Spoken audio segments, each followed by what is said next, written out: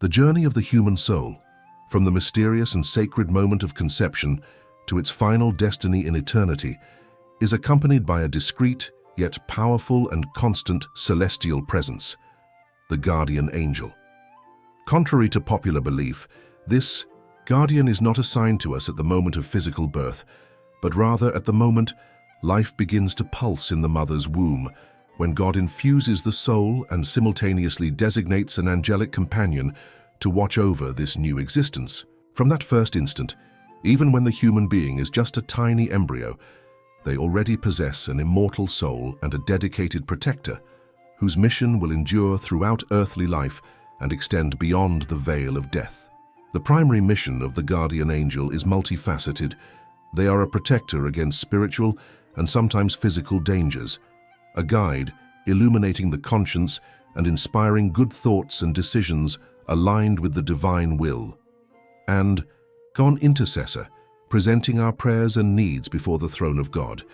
Their action is often subtle, manifesting as that inner voice we call intuition, a premonition that alerts us, a sudden idea that directs us towards good or away from evil. It is a silent dialogue, a spiritual communication that incessantly seeks to keep us on the path of salvation. The fidelity of the guardian angel is unwavering and transcends the vicissitudes of earthly life, accompanying the soul even in the post-mortem phase known as purgatory.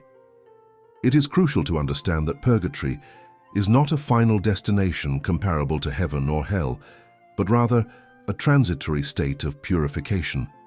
It is an expression of divine mercy and justice, a necessary process for the soul, marked by imperfections and the consequences of sins committed in life, even those already sacramentally forgiven, to attain the perfect sanctity required to contemplate God face to face.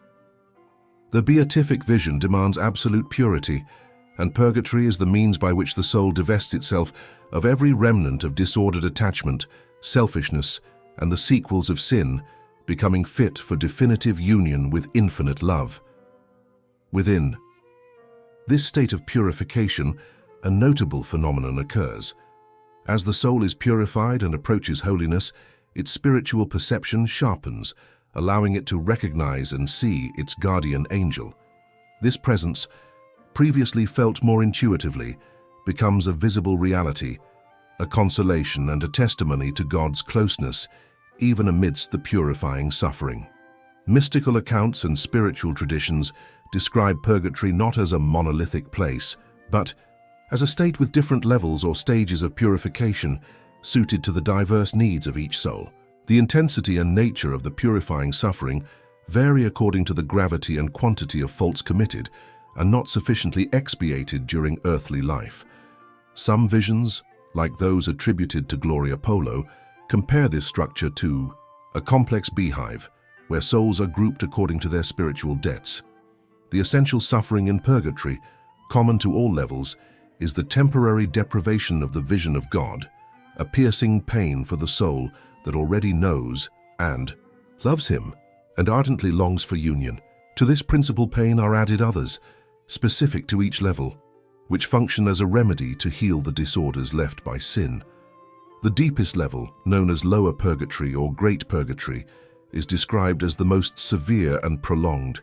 Its symbolic proximity to hell may include the distressing perception of the presence of the demons who tempted the soul in life. This stage is intended for the purification of mortal sins, which, although forgiven, either through confession or an act of perfect contrition at the last moment, left a debt of temporal punishment that was not satisfied in life through penance, prayers, and works of charity. Souls who caused great suffering to others, or who lived in grave neglect of their duties, especially those with greater responsibilities, such as parents, religious or civil leaders, may undergo this intense purification.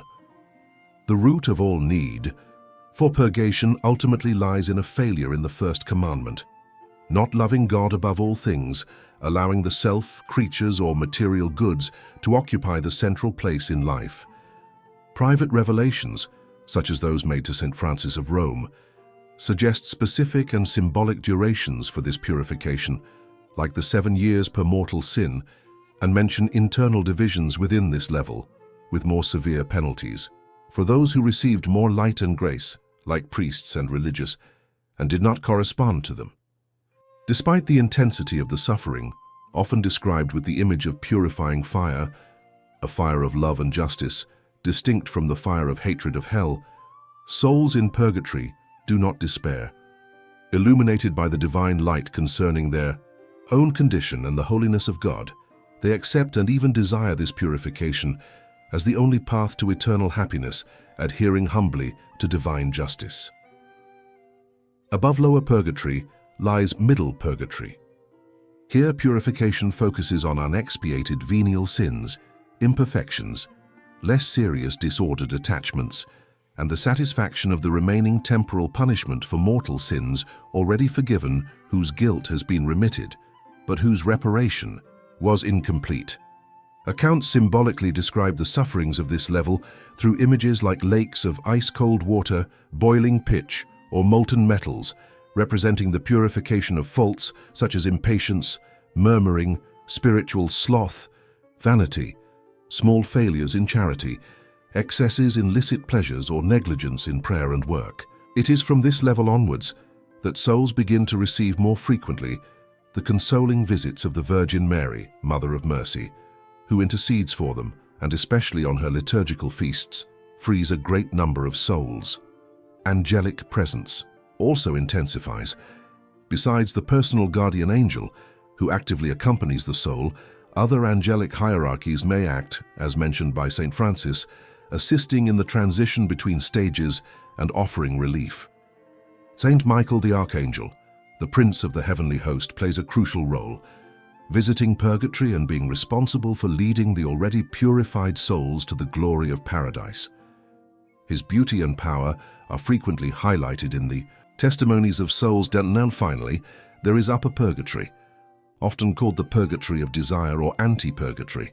This is the final stage, often briefer, intended to purify the last vestiges of attachment to earthly life, the fear of death not overcome by trust in God or a lack of ardent and total desire for union with Him.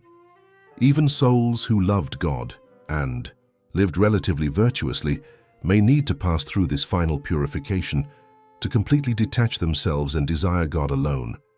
The suffering here is predominantly the pain of waiting, the acute longing for the beatific vision which is so near. It is like a final purifying bath, a last preparation before entering the eternal nuptials. The presence of the guardian angel. Here's constant, as is the intercession of the saints, including St. Joseph, who alongside Mary offers consolation to the souls. The role of the guardian angel in purgatory is not merely passive. They actively present to divine justice the good works performed by the soul in life, intercede unceasingly for it, and, crucially, apply the merits of prayers, sacrifices, indulgences, and, above all, the holy masses offered by the faithful on earth. These offerings, called suffrages, function as a spiritual remedy that alleviates suffering and shortens the time of purification. The Church militant on earth is in deep communion with the Church suffering in purgatory, and our acts of spiritual charity have immense value for these souls. It is interesting to note that, according to some revelations, prayers offered for souls already in heaven are not lost, but revert to the benefit of the one who prayed and other souls in purgatory. Prayers for souls who unfortunately condemned themselves to hell return to the one who prayed, as nothing can benefit the damned. And understanding the doctrine of the guardian angel and purgatory has profound implications for the spiritual life. Recognizing the constant presence of our guardian angel invites us to cultivate a relationship of friendship and trust with them, speaking to them daily, asking for their help and protection, thanking them for their care, and being attentive to their inspirations can transform our faith journey. This friendship makes us braver in the face of temptations, more docile to God's will, and less alone in our struggles. Saints like Padre Pio strongly encouraged their spiritual children to constantly resort to their angels. Likewise, the reality of purgatory reminds us of the seriousness of sin, even venial sin, and the need to seek holiness and reparation for our faults while still in this life, through prayer, penance, works of mercy, and the frequent reception of the sacraments. especially confession and the Eucharist. Furthermore, it awakens in us charity towards the souls of the faithful departed, impelling us to offer suffrages for them, an act of great mercy that also benefits us spiritually. Friendship with the guardian angel and the practice of charity towards the souls in purgatory are therefore sure paths that strengthen us on earth and prepare us for eternal happiness in the company of God, Our Lady, the angels, and all the saints. Thank you for watching this video. Leave your like and subscribe to the Living Hope channel on YouTube. Activate notifications by clicking on the bell to receive other publications.